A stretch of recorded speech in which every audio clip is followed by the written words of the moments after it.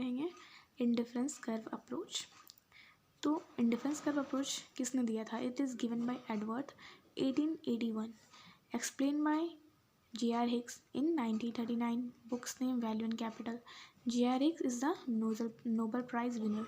Okay, इसने क्या किया था कि यूटिलिटी को अनरियलिस्टिक बता करके क्रिटिसाइज़ किया था और इसने प्रेजेंट किया अल्टरनेटिव टेक्निक जिसको हम लोग इंडिफरेंस कर्व बोलते हैं।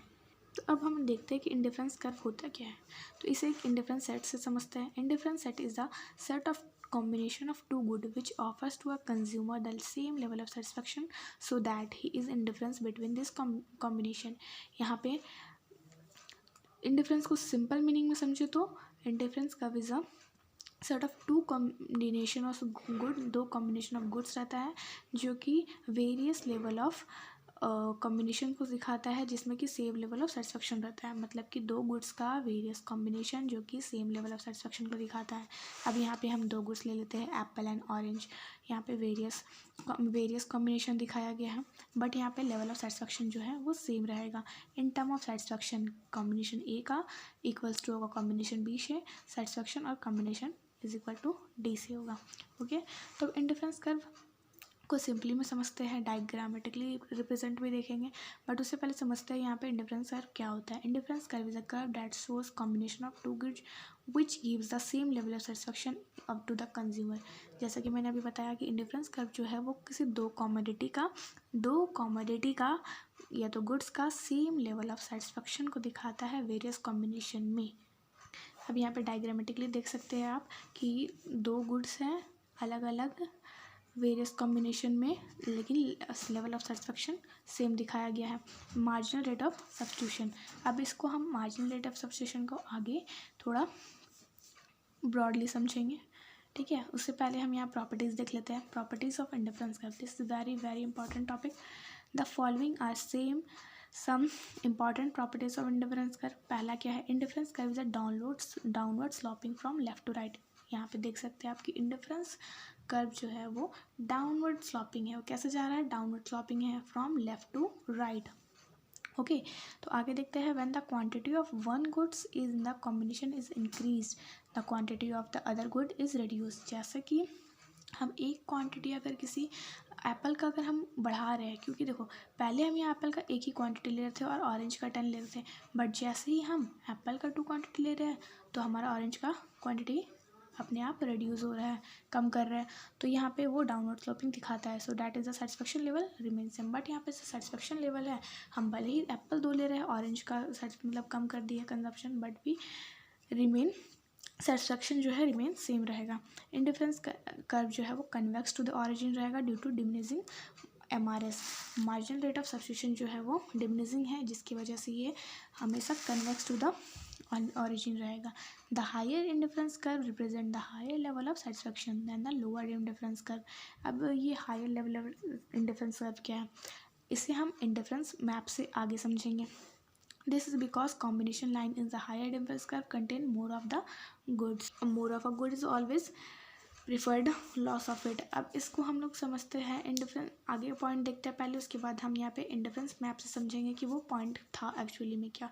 Indifference curve don't intersect each other. Indifference curve जो है जैसा कि मैंने दिखाया, ये मैप से ही समझ में आएगा।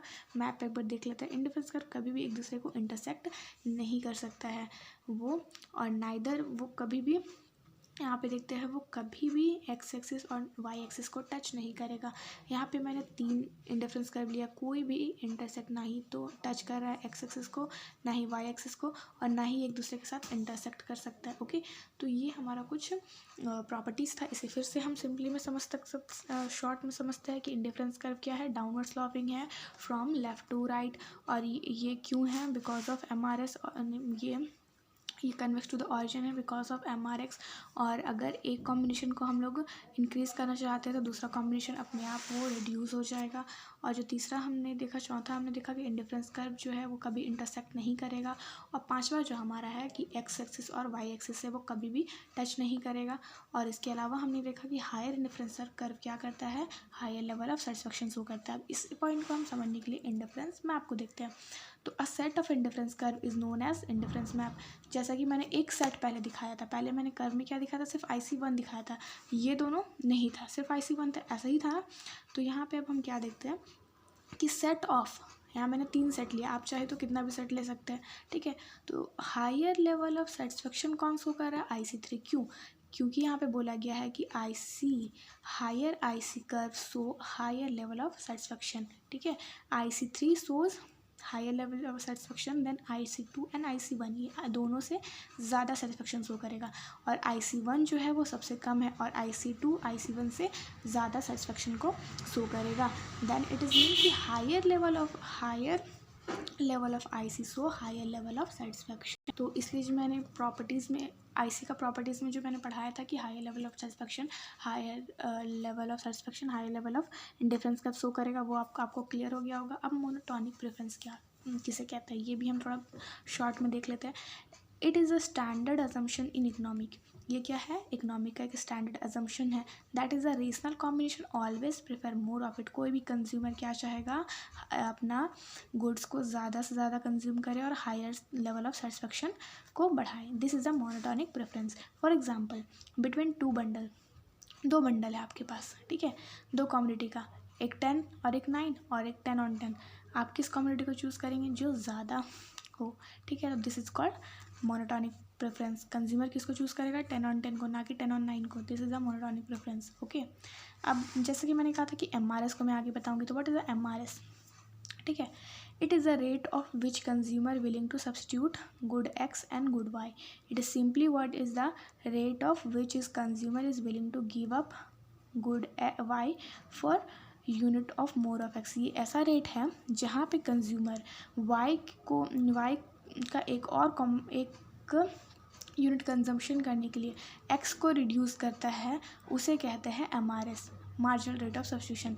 एक यूनिट Y का लेने के लिए एक यूनिट X का बढ़ाने के लिए उसने Y का एक यूनिट को रिड्यूस कर दी। तो यहाँ पे हम थोड़ा एग्जांपल समझते हैं। जैसे कि हम देख सकते हैं कि ऑरेंजेस का पहले 7 यूनिट्स हम कंज्यूम कर रहे थे, उसके बाद 7 कर रहे हैं। एप्पल का मतलब क्वांटिटी बढ़ाने के लिए हमने क्या किया, ऑरेंजेस का कम कर दिया क्वांटिटी। तो ये जो डिफरेंस आया उसी को हम यहाँ पे MRS कहते हैं, okay. This is the difference, एक कम्युनिटी का इंक्रीज़ करने से दूसरा कम्युनिटी को जो रिड्यूस किया है, this is the difference called MRS, ठीक है। तो it is estimated as delta X by delta good X, okay. तो this is the end of the video. आगे हम बजट लाइन पढ़ेंगे और आगे बहुत सारी वीडियोस लाएंगे। Thank you for watching.